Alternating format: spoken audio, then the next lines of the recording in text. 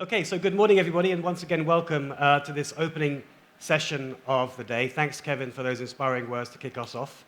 So this morning session, we're really going to focus on the work that AVPN does in supporting policy, and particularly focusing on our work with the G20. And we have three panelists who are very intimately engaged with various engagement groups. We're really excited to hear their thoughts on what they want to achieve this year with the Indian presidency. As Sejal said, last year we were really delighted to be the impact partner for the Indonesian presidency of the G20. I wanted to kick off just by talking about why at AVPN we think this work is important. And I think there are three key reasons why we think it is. The first is, I think when you have lots of different organizations, all with various ideas around how things should be, the kind of change they want to make, it can be quite difficult for you to be heard individually. So for AVPN, we really want to create that platform for your voices to be heard, for us to compile your messages, to see how we can come up with a joint and shared agenda for change. So we really wanted to create a platform for us to be able to speak with one voice as a social investment community to policymakers at the G20 and indeed other policy forums as well. So that's the first thing. I think the second and the most exciting thing is really when you look across this room, when you look across our network of 600 members, countless impact leaders that belong to those members, the transformative impact both in terms of the capital that you are able to deploy, but perhaps more importantly, the innovation, the leadership that you are showing. We really think that if we can corral that, and then create the enabling environment that policymakers can help us to do, then the transformative impact could be really special. So that's the second reason. We really think that if we can really help you guys to do the work you're doing better and at scale and with support of government, then that's really exciting. And I think the final thing, and this is something that was alluded to both by Naina in our opening yesterday, was this idea of the need to really inspire global south or emerging economy leadership. And of course, with the G20 moving from Indonesia to India to Brazil and South Africa, it presents a really interesting opportunity for us to do that. And for us at AVPN, it's, and I sit here as a Brit, but nevertheless, we really want to try to inspire Asian leadership in responding to these challenges. And, and the solutions to our problems and the challenges we face, I think, can be found in communities right across this region. So those three reasons really or why we think this is really important. In a moment, Smita will talk much more about the work we did last year and how we want to extend that to India this year.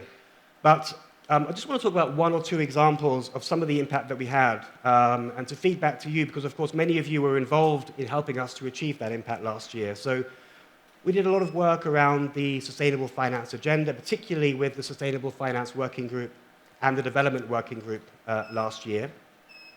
And we produced a number of input papers that were based on the insights, the recommendations, the challenges that all of you in this room and across our network identified. And we were really delighted to find that many of those recommendations ended up being in the final Sustainable Finance Working Group reports, recognized within the G20 blended finance principles. And both of those documents were endorsed by the G20 leaders in the final leaders communique. So I think this does show that your voice can be heard and it can be recognized at the highest levels of government. And we really want to build on that success this year. So with that as an introduction, I'm really delighted to have really fantastic panelists with me today for this morning's conversation. And I also really want to engage you all in our conversation. So before we kick off, I just wanted to get a sense from the room. How many of you in this room have already been to a G20 event in India this year? Put your hand up. One. How many of you are intending to go be part of the G20 group this year? Okay, a few more. How many of you don't know yet how to do it, but would like to be part of the G20 this year? A few more. Okay, brilliant. So hopefully this will help us to think about how, as a community, we can engage with G20, how we can support the impact priorities, and how the things we want to see change can be heard by the G20 leaders as well. So I'm going to kick off with Dr. Chintan over here as the chair of the newest engagement group, the Startup 20 engagement group, engagement group, was the new innovation here in the Indian presidency. We'd be keen to hear your ambitions for this group, what it is, why it was that you decided to start this group up. But first of all, before we do that, we'd love to hear your reflections on the impact priorities for the Indian presidency this year. What are those key impact areas that you see the Indian government want to drive forward this year? So thank you very much, and thanks for the opportunity. It's I have been really delighted to get to know AVPN since last year, and the work that you were doing in Bali, continuing here, and particularly the vision of taking this longer-term view of social impact, social impact, and taking the community along through these troika of, if you use the G20 language of the previous year, this year, next year, and so on. So thank you for all the great work. So India's presidency of G20, it comes at a very important juncture, because we're just coming out of the pandemic, and there are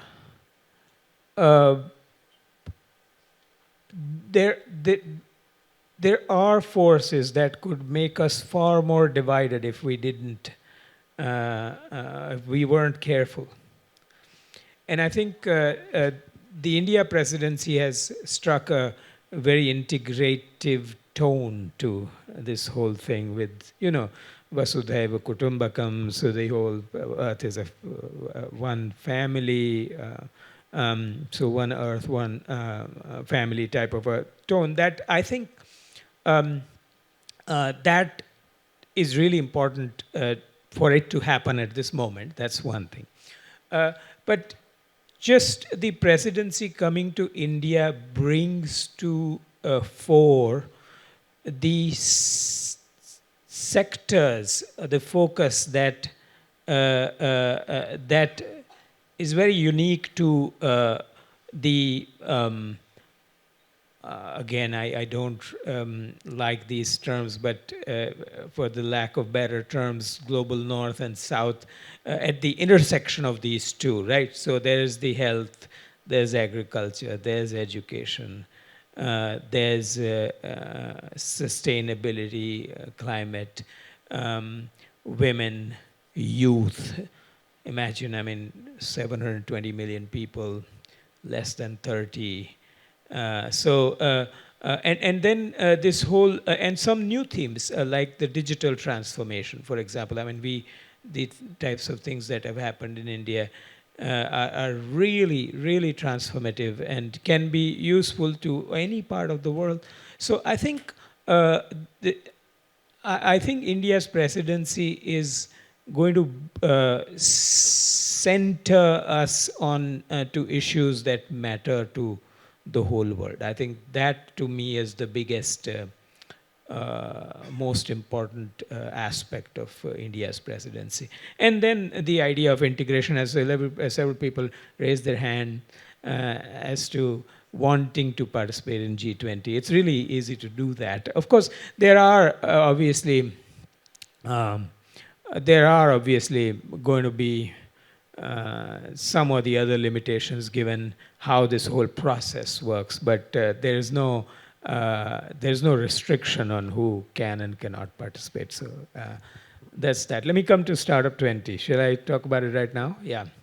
Okay. So the Startup 20, the idea of Startup 20 is to create an engagement group that that gives startups an equal voice as any other large corporation. So it's not that startups work did not happen in G20. It did happen, but it was as a part of some or the other engagement group, and that means that it obviously got less bandwidth because, for example, when you do that as a part of Business 20, then obviously you have to deal with both issues of large corporations as well as startups, and you only have so much bandwidth. So I think creation of Startup 20 gives startups their own platform.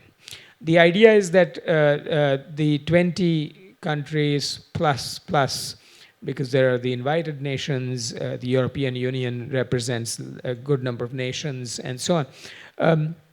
So these countries would come together and articulate how they want um, these nations' innovation ecosystems, startup ecosystems to work together. That's the purpose of Startup 20. If you see Startup 20's logo also, you will see that the logo is Startup to the power 20.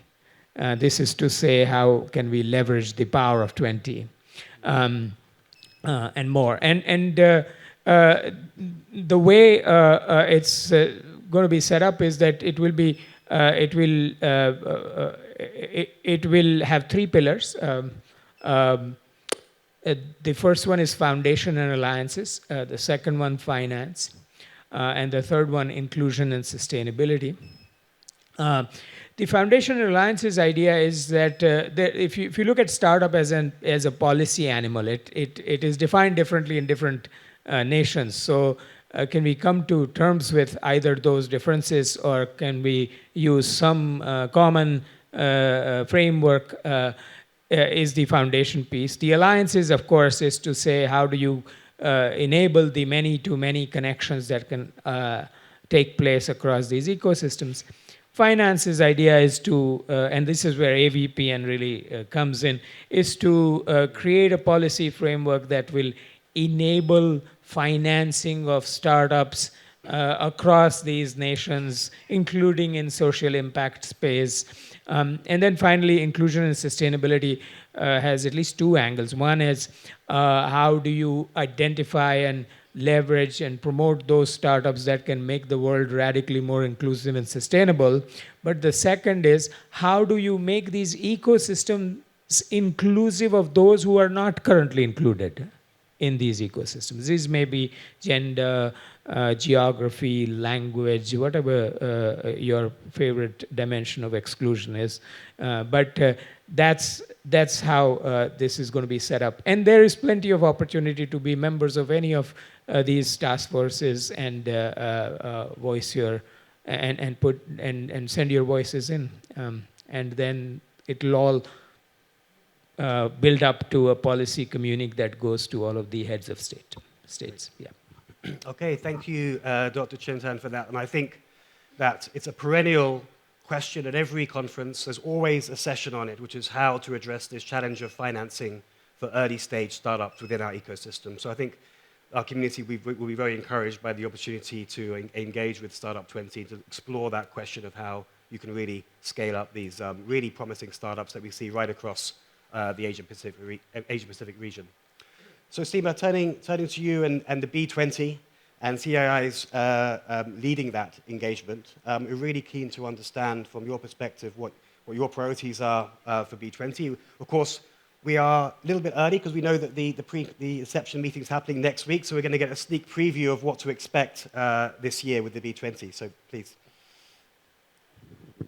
Thank you, Tristan, and good morning to everyone. Really delighted to be a part of this. And as Dr. Chintan, really very eloquently outlined the priorities, similar to what the G20 priorities of India as it takes presidency is the CII, the B20 engagement partner, has also identified several priorities. I think, as was mentioned, the India is actually able to show the world the path to come out of this pandemic. I think India is a shining example. So one of the priorities of B20 is to really talk about the economic recovery and the lessons and the opportunities that India saw, and what are those structural changes that can be brought about in the other 19 nations also, so that they can benefit from how India has actually tackled this pandemic. One of the focus is how do you come out more resilient, and what are those changes? That's a big focus of the B20.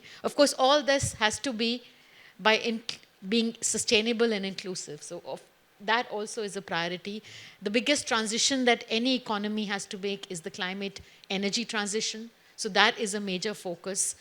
There's also focus on skills, because to do all this, skills is going to be one of the priorities. Skills, building the right workforce for the industry, is going to be very important. So skilling, mobility, and within that, making sure that it's all inclusive, because skilling for also the people who've been not in the skilling ecosystem.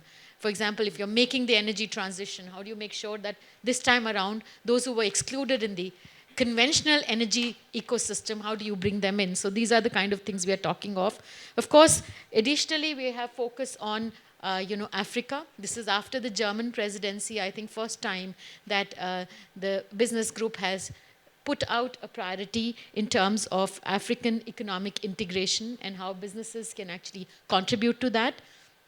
And also in terms of the impact ecosystem, we see there's a lot of, talk these days about ESG and what ESG performance of companies is and whether that is something, a measure of how the impact they're creating. So we have a specific action council on ESG in business to see how we can create a more forward-looking, ESG definition where those who are looking to invest or are looking to take decisions for making sustainable, inclusive growth plans, how do they actually use some of these parameters in a uniform way, in a harmonized way, so that decisions are taken and there's also a level playing field. Sometimes some of these things can result in non-tariff trade barriers. So we also want to make sure that there's a level playing field. So this is some of the things that the B20 has prioritized. And essentially as B20, we really want to influence the G20's thinking and want to play a critical role in shaping a more equitable world and channelizing efforts towards, of course, the climate transition and building a more inclusive society. Great, thank you. Thanks for that. So far we've heard about themes of health, the issues of how to engage young people, the energy transition, skills, mobility, but running across both Dr. Chintan and Seema's inputs was the idea of inclusion, which is a perfect segue to Kanta here, who's working as one of the key partners for the W20, but of course looking at gender and gender equality right across the various engagement groups. We have to pay special thanks to Kanta, who's just flown in at 3 a.m. this morning from Davos. So please treat her carefully. But still committed to be with us this morning. So Kanta, it'd be great to hear your thoughts on where you see gender fitting right across the various engagement groups at G20. Thank you so much, and good morning, everyone. Davos, one sign of Davos is that I'm wearing boots in Mumbai. I didn't have appropriate shoes for Mumbai, so pardon me for that. Thank you so much. I came because Smita, who was part of my team earlier, insisted that I come. Otherwise, I should have been in Delhi today. We have a major event going on there. Also because AVPN has been very kind to give the space to UN Women, not only here, but even before this, we have been engaging in the care economy work, in the B20 work, where Chintan and I both were part of the summit. So it's very interesting here because what the work that AVPN is doing is not being done by many of us. They're also providing us opportunity. But just to go back to your question, Tristan, two things. One, the first thing that Government of India has identified women-led development as the major agenda. That means things that have not been done so far are being done this time.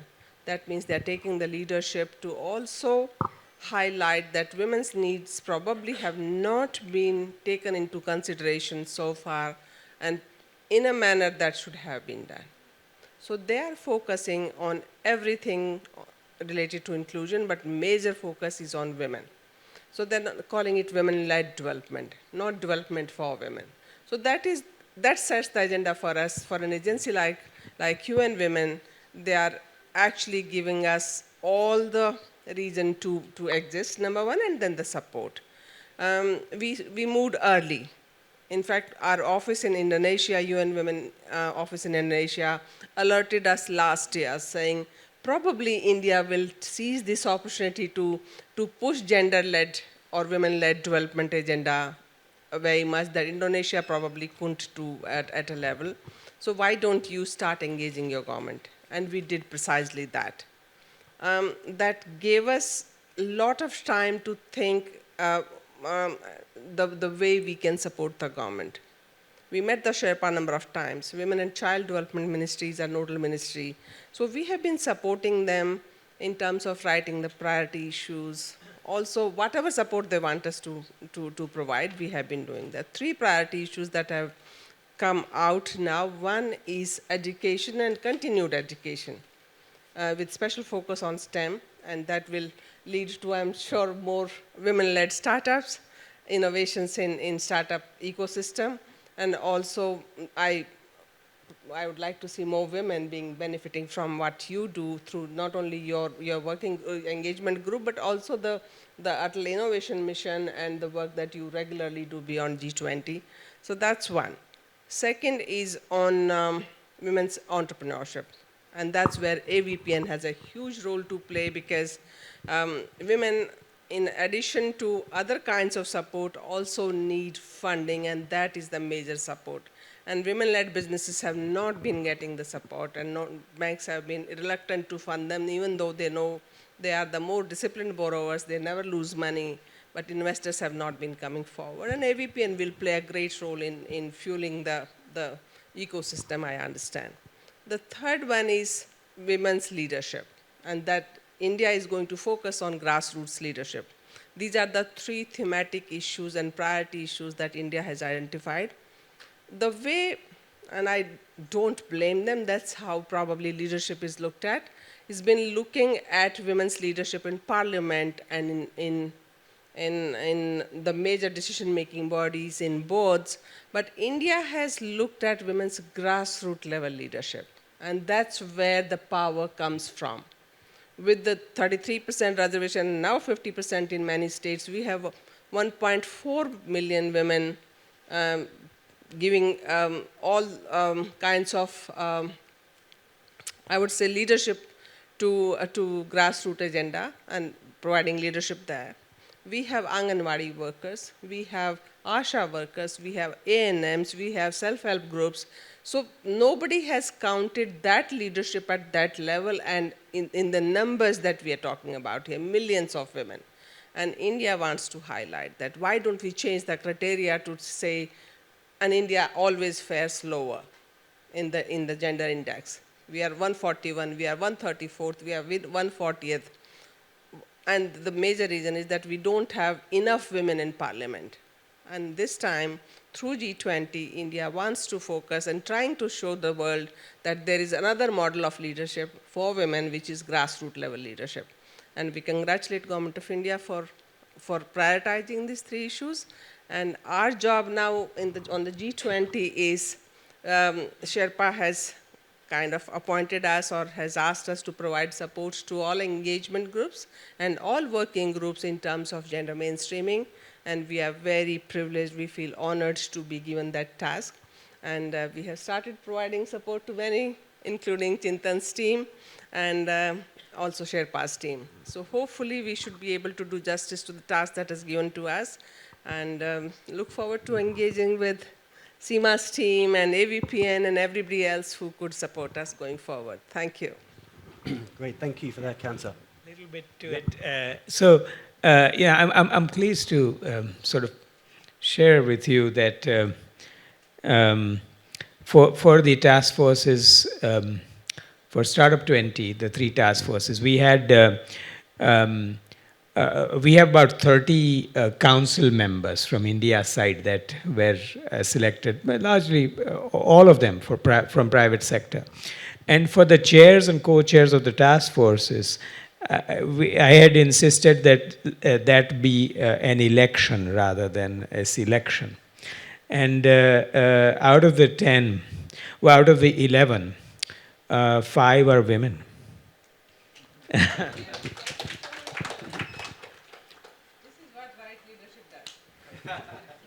Fantastic. Okay, so brilliant.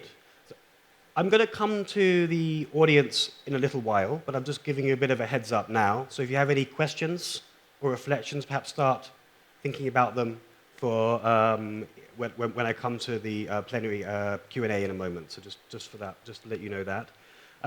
One of the things that's coming out strongly across the initial interventions is this idea of the intersectionality between the agendas that you each have. And I think one of the ways that we can achieve this idea, I think it's one of the boards here of championing collective transformation or championing transformative action, is how you transform narratives, how you rethink or describe challenges. And we've done that a lot in our climate action work over the last 2 days, where we've started thinking about climate action or climate change not as an abstract idea, but as an issue that affects real people's lives and real people's livelihoods. And by starting at that point, you have a much more effective way of really trying to bring around change. So I'd love you all to have a think about that for the next round of questions, or how you see the intersections between your various agendas playing out across the G20 this year. But before we do that, I'm going to come to Smita here, who's leading our work in policy. And of course, I touched briefly in my introduction on some of the impact we had last year in Indonesia. And we'd love to hear from Smita about how we intend as a community to build on that success and really take that learning first to India, but of course thinking about it beyond India as well. So Smita, over to you. Yeah, thanks, Tristan.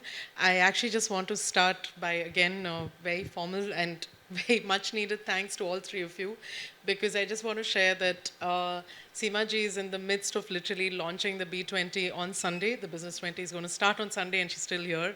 And Dr. Chintan is also launching, and the inception of Startup 20 is literally next Friday. And Kanta is, of course, coming from Davos. So if there are three here, it's because of a lot of incessant calls from my side. So thanks a lot for still making it here.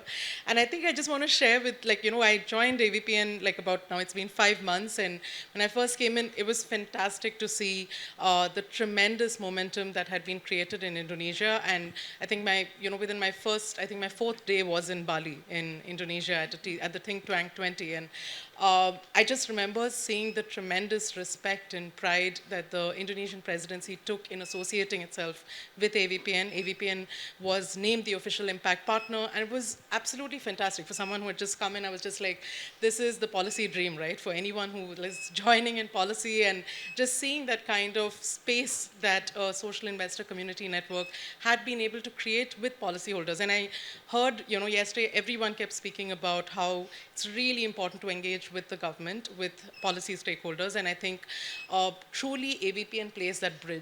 And for me, I actually witnessed it, and so I think I'm speaking more from understanding literally on ground how that played out in Indonesia. I think apart from being the official impact partner, we were able to contribute across multiple engagement groups, primarily through Think Tank 20 and Business 20. In fact, the event we had in Bali last year that was just on the sidelines of the Business 20 and just about 2 days right before the Leaders Summit. And the AVPN Community Engagement event was recognized as an official B20 event. We had the pleasure of having Dr. Chintan and Kanta also join us, again, amidst very difficult and crazy schedules. Seema ji, you couldn't join us because she was at COP. And I remember everyone at that time, if you remember November of last year, everyone was doing this dance between COP and G20. And so we did lose some people, including Seema ji's participation. But I think what we were able to do was really bring together a really diverse community and get, the entire presidency to listen to this community. And I think that was truly and I think just witnessing that was fantastic, because we had been able to, as Tristan said, 2 specific input papers that we contributed to, which was in the Sustainable Finance Working Group, as well as in the Development Working Group, which was on how do you scale up blended finance and sustainable finance. I think for someone who's coming in from a strong policy background, it was really amazing to see that have a mention in the leaders communique. And I think that was just great, because getting a mention in leaders declaration, and I think we all, everyone working across engagement groups, there's a lot of recommendations that get made, but in the final, key communique that comes out from the leaders declaration to get a mention, that means it's surely going to be taken forward into the next presidency. And I think that's the next point I wanted to bring in, which is this transition from one country to the next. And one of the key discussion points that came out through even all of the events that we were hosting last year was how do you really smoothly transition this agenda, especially the impact agenda, from one presidency to the next. And I think that is really where AVPN can play a very important role, this entire community. And when we say AVPN, we really count all of our 600 members and how together we kind of really ensure that transition happens. governance. And I think one of the first things we discussed as soon as I had come in was how do we take this forward, not just one country to the next, but actually take it forward, because we are at a very interesting time. We also spoke about this yesterday, where 4 global South countries are going to be hosting the G20 back-to-back, from Indonesia, India, to Brazil, and then South Africa. And we have sister networks in Latin America as well as in Africa. And one of the things we are really looking at is how do we look at this entire impact agenda being taken forward year on year, even as the G20 continues to be hosted in the Global South. What we were able to do, especially in sustainable finance, blended finance, in G20 Indonesia, that's one of the key things that we want to take forward in India. And I also want to say a big thanks, because we've been invited into Business 20 as well as Startup 20. We're also looking at supporting UN Women across their work, in gender mainstreaming across all engagement groups. And through these groups primarily, we are really looking at taking forward that entire work on blended finance. I think when we were first thinking about how do we want to transition it, this actually happened in Bali. I was just there to meet Dr. Chintan, and we were stuck in, I think, a 2-hour traffic jam. And that's when we really plotted how do we do this AVPN partnership, how do we take it forward. And it also ended in me also having a great meeting with the Sherpa, Mr. Amitabh Kant, and together we were just trying to think through how do we want to take forward the blended finance work, because blended finance actually doesn't sit squarely in any one engagement group. In fact, it runs across the finance track and the Sherpa track as well. And he actually pointed that Startup 20 is going to be one of the best ways, because it's the newest engagement group. There's a huge focus on investment. There's a huge focus on how do we bring in the right kind of finance. And so that's when we actually started thinking through, like, Startup 20 would be one great pivot to actually taking that work forward. The other aspect I wanted to mention was we also were part of OGWI, which is the One Global Women Empowerment, which is the legacy program Indonesia started. And as part of that, AVPN announced and pledged a $25 million gender pool fund.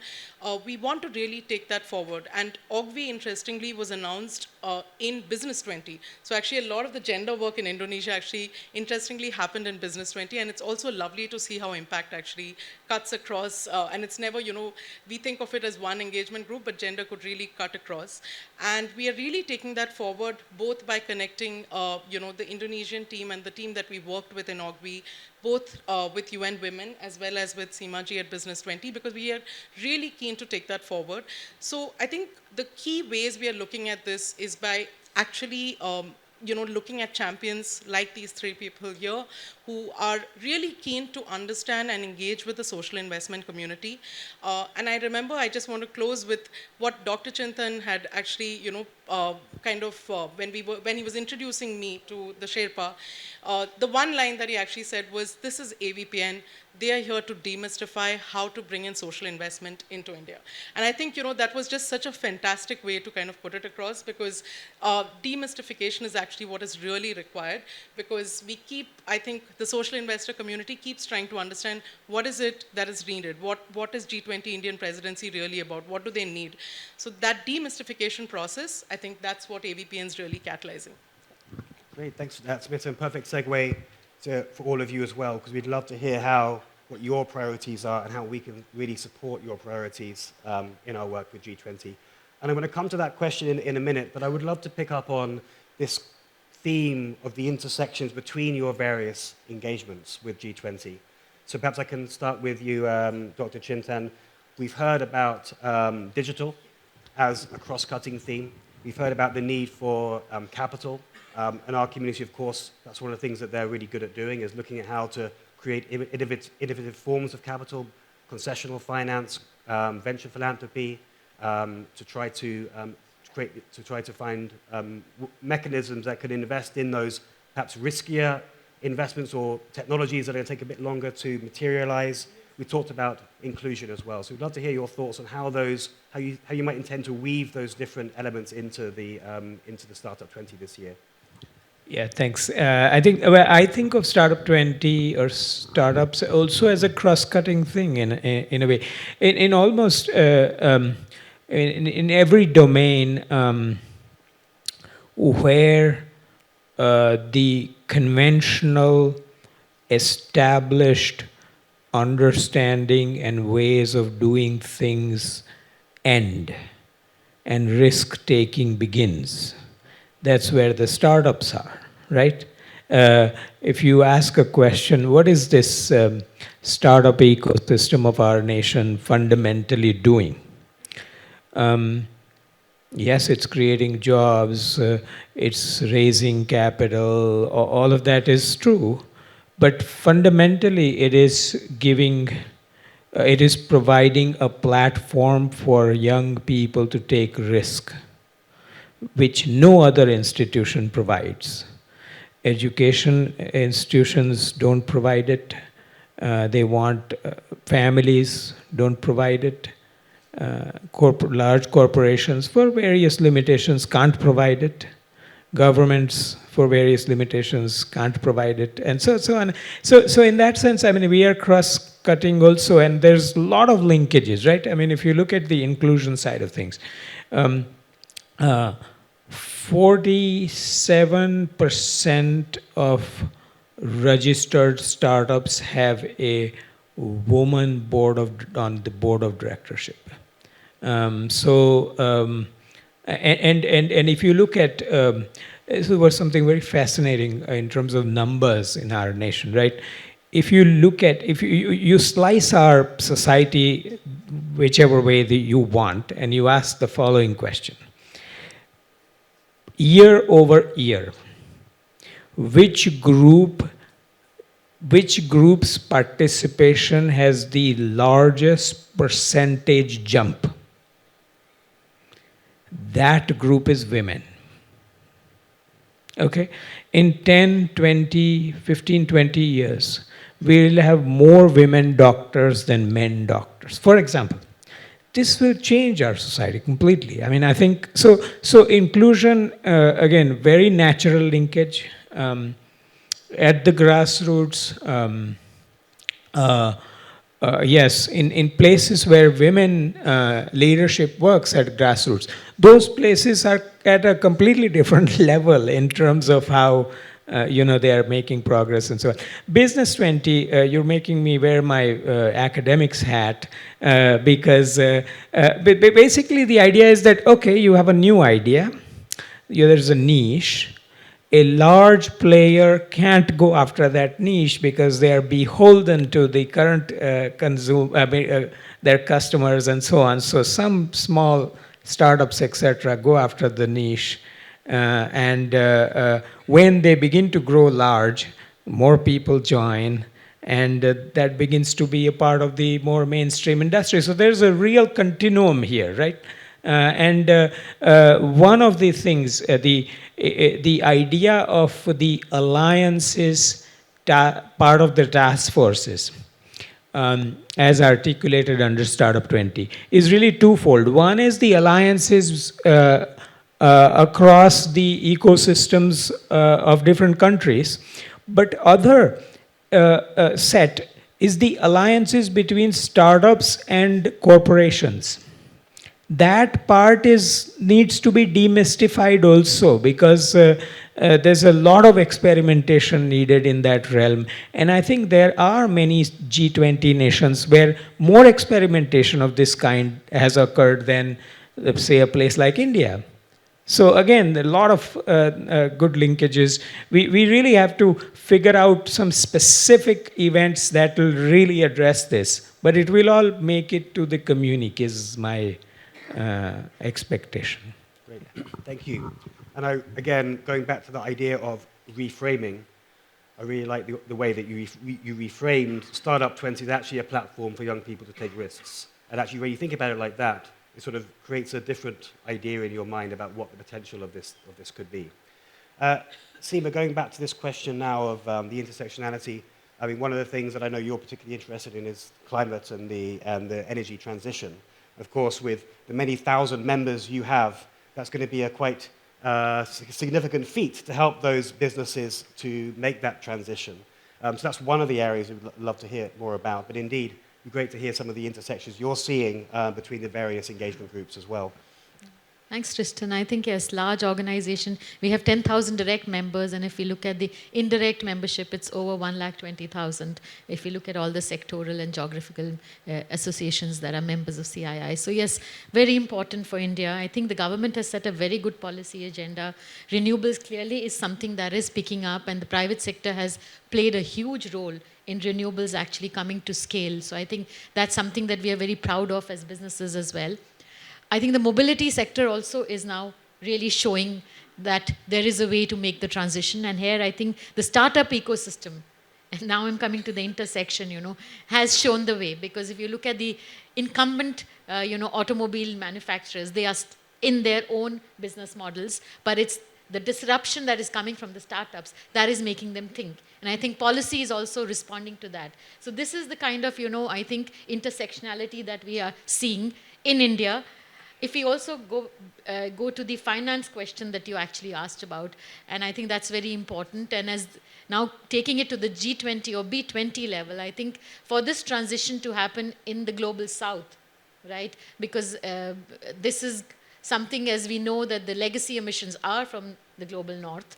However, we want that the transition pace is accelerated all across the world, and it has to be done because 1.5 degrees failed, and we are actually looking at 2 and beyond, which is really, really an existential crisis. So what we really need to see is that how do we create those, corporations, those financial instruments, and you talked about blended finance, you talked about concessional finance. All these are going to be very important to see that how we can provide those different ways of accelerated finance, accelerated technology adoption by the global south, and this is beyond India, I think. And as a part of the B20, the task force on climate, energy transition will be working on this, actually convening businesses from global north, global south, to look at these transition, decarbonization pathways, and coming up with solutions by working with the finance track also, and saying that what are those financial instruments that we need to provide. And I think here, India and the rest of the world, other countries also have certain examples. I think EVs is one, RE is one example where we can actually take the learning from, but there are others as well. So we are very, looking forward to playing I think a bigger role in seeing that how this transition pathway can be defined and how India can provide the spotlight on the global south and the needs of the finance for this climate transition. That's something that we are looking at. Okay. Well, so there's a lot there. There's the importance of disruption and looking at the role of businesses can play in disrupting the status quo, particularly around decarbonizing the economy. The need for new forms of finance. So you see an intersection between the B20 and groups that are looking at sustainable finance as well. But again, it comes back to that question around how inclusive all of this is, particularly how we engage and support women to be part of this. And of course, one of the things we've done a lot of work on at AVPN is our work on gender lens investing, and also the work we're doing with our MSME task force on how we could really support gender diverse MSMEs to strengthen and scale as well. So it'd be great to hear your thoughts on some of these challenges you're hearing and how they directly impact the work you're doing to support gender equality. Thank you very much. I don't know if it's a coincidence, but in Davos, only 3 things were prominent: startup, climate and energy, and gender. I have heard, and I have not been there several times, this was the second time for me. Last year, there was no energy as far as inclusion was concerned. And because I am not an expert on the others 2, I didn't pay much attention. I was in awe of everything that was happening there last year. But this year, trust me, there was magic in the air. Women's agenda was at the center stage of everything that was being done. The Equality Lounge being organized by Female Quotient was the most happening place in Davos, more than the congressional place. Smriti Irani ji was there, and there were 200 meetings happening every day on women's agenda, on climate change, on young entrepreneurs. I think something is changing. And for me, this is music to my ears and a treat to my eyes to see how women are taking leadership and how leaders are realizing that without involving women and the other excluded groups, the development agenda cannot be fulfilled. I'm really particularly happy that Government of India has really taken it very seriously.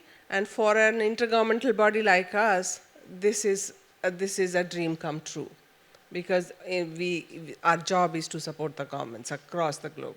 And that is exactly what we are going to do.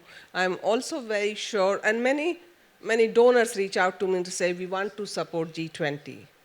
And I'm saying, how? Tell me. And they'll say, we'll give you money. How much? 200,000. I said, give us blessings. Don't need it. Right. What will we do with 200,000? Tell me. Because our agenda, like AVPN, we are not looking at Indian presidency. We are also looking at Brazil. We are also looking at South Africa. We are hoping that probably the narrative will change in favor of Global South, how we people work. And our needs are different. We are at a different stage in our country's life cycle. So we cannot be asked to change everything in $200,000. Right. So I completely say no. I said, if you are looking at 5 years, come back to me. Otherwise, please, we are happy. Money is the last thing that we need. We need technical support. We need more people to speak. We need more chintans to say, we want women to be in leadership positions. That's where. And I'm also hoping, Tristan, that probably the final communique, and Sherpa has assured us that he's going to make it happen. The final communique will have gender equality agenda at the center of every other 25 paragraphs that are going to be written. So for us, we can't be asking for more. But we are looking for support from all sides to say, whatever decision you take, whatever work you take, please do think about it. It's not about AVPN, it's not about UN Women, it's not about Government of India. It is for humanity. Unless we think of climate, unless we think of young people, unless we think of young women amongst all of those, we are not going to go very far. So, and fortunately, there are many, many sensitive leaders, and we are hoping things will change for us. So thank you very much. Thanks for that, Kanto. I think the idea there of that need to really think bold and transformative around the type of impact we want to create. Although I would say that if anybody was planning to give Kanto 200,000, we'll happily take it. I'm not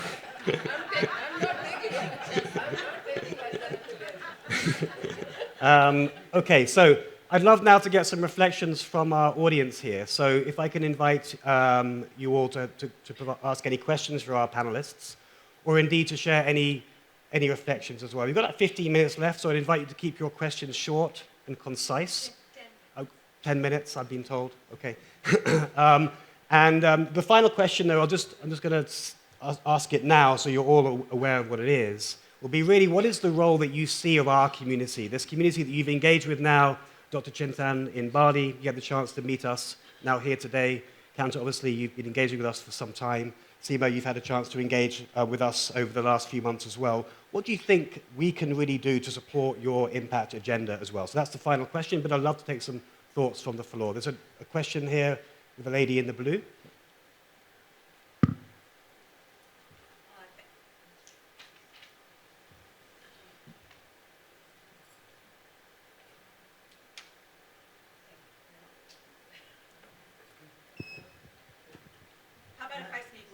Yeah.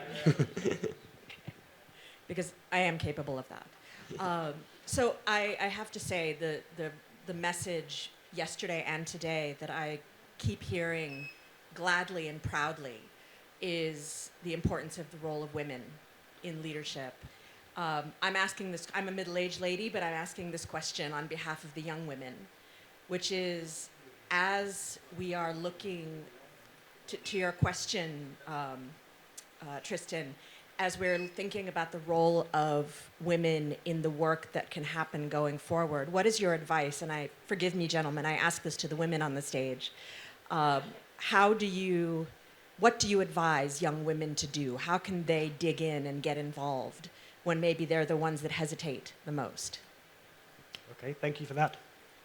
We'll take a few more. There's one hand up at the back. Oh, there's quite a few now.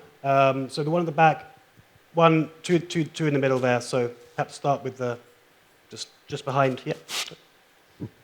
Yeah. Hi. Thanks. My name is Tina, and I'm with the Macquarie Group Foundation. My question is, I just want to underline in the title here we have championing action, and I want you to probably summarize for us.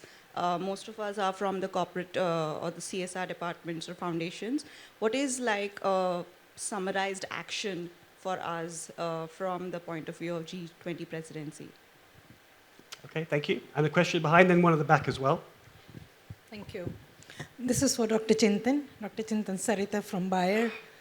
Just want to know, are there any plans for looking at girl students at G20 through your Atal Tinkering Labs, for which we are very proudly associated, and bringing in the whole leadership training, inculcating it at a young age? Thank you. Okay, and there's one at the back there. Yeah, I'm Anuradha. I'm from Women's Fund India. We are a national women's fund, and the question I have is for actually all the members on the panel, is that it's wonderful to hear that this process of including voices and aspirations from all sections of society, especially women from all sections of society, is part of creating the agenda for G20, W20, and all the various other forums. My question is, what are some of the mechanisms you're looking at to actually capture these voices and aspirations? How are these aspirations actually going to be surfaced, and how will you ensure that they feed into the agenda setting at these various forums in these various bodies that are taking the issue of women and women's equality forward? Okay. Your last chance. Any final thoughts from the room? Okay, fantastic. So we have a few questions there. The first, some concrete advice for young women. The second question around what does action look like? And that's, I think, a question I'm also keen to explore, and I might build on by saying, what does success look like for the Indian presidency this year? If you're looking, we're sitting here in a year from now, what would we be reading in the newspapers about the impact that the Indian presidency has had? A specific question around how you're engaging with students and girl students around the startup ecosystem. And then another one, and I could also respond to this one. I won't, given that I'm a chair, I have a habit of taking, I'll try not to take too much time, but I think that engage with AVPN, we can help to ensure that the voices of your communities, your stakeholders are heard. So that's one way that we can certainly ensure that those voices are heard within these processes. But perhaps I can start with you, Dr. Chintan. Feel free to address the questions as you see fit, and also that final question around the engagement of this community. Now we have, Lavanya's looking at me, I think we have about 8 minutes. 8 minutes left, and I'm going to give each of you 2 minutes for your final thoughts on this before we close the panel. Okay, I'll just be very quick to the questions. Well, first, the girl students. So there are several initiatives that are underway with Atal Tinkering Labs, and we're at a moment where they all need to come together to do something bigger. So happy to talk to any of you about how that can happen. But for example, Dell Foundation, I was there just last week, and there were 200 girls from rural India who were the winners of the innovation competitions that they have brought to Dell for a week of training, and it was really amazing, the type of the level of energy, the types of questions, complete fearlessness. My only thought at the end of it was that I hope we as a society preserve this. We don't weigh down on them. So I think girl students, several initiatives underway that can take them from training to competitions to winning to internships to international exposures. And so happy to talk more about that and scale that. Would love to scale it. In terms of the action and the mechanisms, I'll just combine these two. And I think the question was, if I'm in a corporation, what can be my action? Right. So I think within G20, I see two ways of voicing your thoughts or inputs. One is a more policy way of doing it, right? So that is a mechanism that is going to continuously aggregate into something more and more and more and more and more succinct that gets into the final policy communique. And there, I think going through entities like ABP, and if you're a social impact actor, basically coming together so that your voice sort of comes in, becoming members of task forces as corporations, etc. That's the way to do it. The other way is the bottom-up way, right? So for instance, for Startup 20, next week at the inception, we will unveil this, this format called Startup 20X, which is like a TEDx. So different actors in their distributed settings can host events that are appropriate to their strengths and aspirations, and it will all go on the global map of a variety of things happening across not only India but other countries. And there you have a lot more freedom, and it's much more democratic because people can vote for you and say, hey, did you see this, and I believe in this or don't believe in that, or whatever it is. But that's the bottom-up mechanism for the voices to come in. Great, thank you. Seema, I can perhaps come to you now.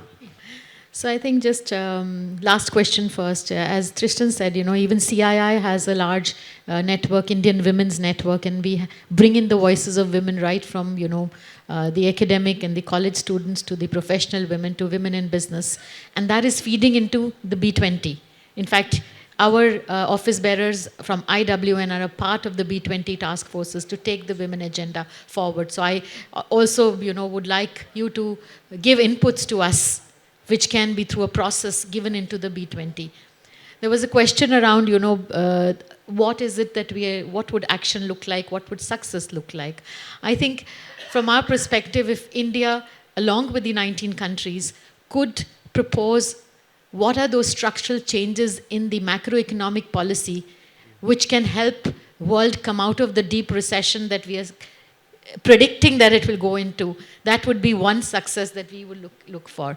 The other would be India's example of digitization. How can that help the rest of the world? Because we do it in an inclusive, affordable manner. So there are lessons, and we would like to see this successfully being replicated in the rest of the world through the G20 process. And finally, on climate financing and technologies, where I think what success would look like if the 20 countries could actually come to a framework which allows finance to flow into the countries that need to accelerate the transition, and technologies also flow with that. That would be something which success would look like. On just the question on women, I just want to flag, this question that was asked first. As CII Foundation, we run a program for grassroots women. For the 15 years, we've been actually identifying grassroots women who are really disadvantaged from various remote communities, and we mentor them, and we put them into a network so that they can own their space. What I see there is there's so much aspiration there. There's so much ambition there. I think us who are privileged need to pull out these examples and adopt them and show them the way. So I think more is our role. If we can, because if we have found success, we are the, I would say, ones who are blessed, and we can be here and talking. But there's so many others who can do the same given the opportunity. So together we need to bring them out, and I think that would help them the most. Okay, thank you. And I think there's some really exciting work and really important work being done at the moment around the reform of the multilateral development bank, and which could potentially unlock billions of dollars to address some of these challenges too. Kanta, perhaps I can come to you. Thank you. Just to add on to what Chintan said, there's also a platform called Y20, where voices of young women could be counted through different means. There are going to be several consultations. We are part of Y20 group also, so I know they are going places within India. They are having discussions with young women and men, of course. So that is another way of getting your voice there. That's one. But beyond G20, there's a lot that's happening in the country, and there are, I think, when we were growing up, the opportunities were not there, and even young people are much smarter than who we were when we were their age. So I think that's one, if we reach out to young people through our networks, if they don't know, but I think many of them already know. It's just a matter of time, and I always say, Smita is looking at me because I end up saying something controversial, always. I'm telling you, future belongs to us. If we just invest in the girls right now, things are going to change very, very soon, sooner than what we think. So just reach out to more and more young girls. TEDx kind of talk, if you go around the country, ask the girls what their aspirations are. Trust me, nobody has ever heard them before. You are going to be surprised by what they come out with.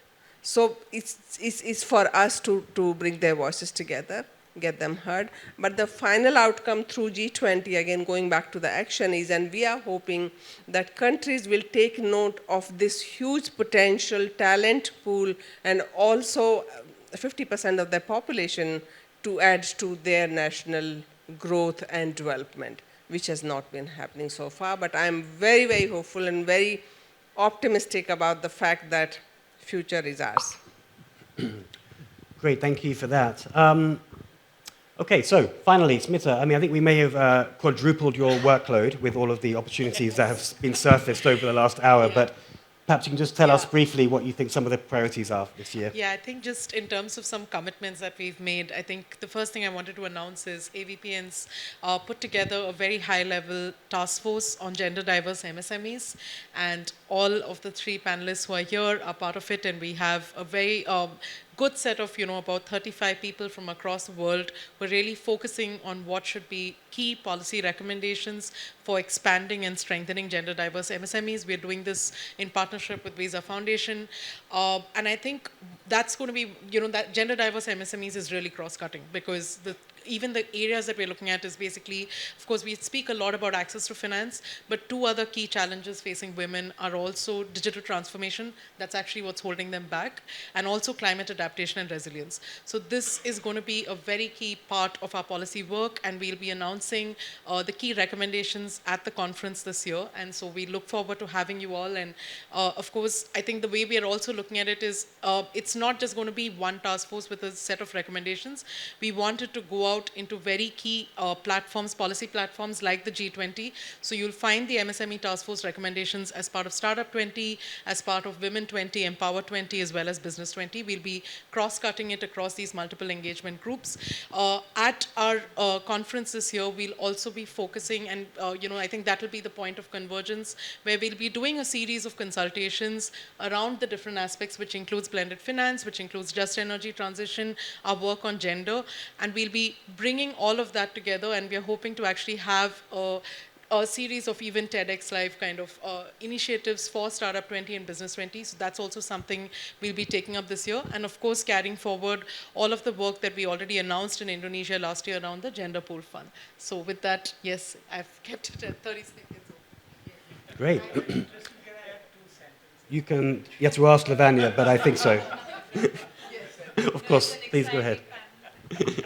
First, I never said what success means to Startup 20, so I'll say that if all the nations come together and say, this is worth doing next year, that's success.